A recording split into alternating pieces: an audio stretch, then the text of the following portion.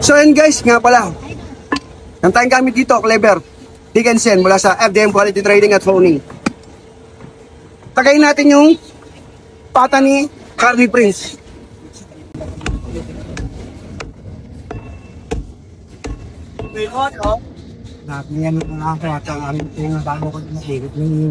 Yan po yun ha. Nakita ko sa inyo.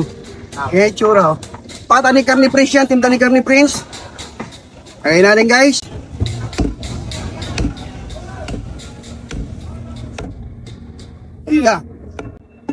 Pakalupit. Siyempre, still muna natin. Respeto sa lahat ng butcher dyan, nanonood dito. Ngayon, kung nasa makarating itong video na to, kung hindi ka pa nakapollow, follow mo na ako guys. Oh, wala. Okay.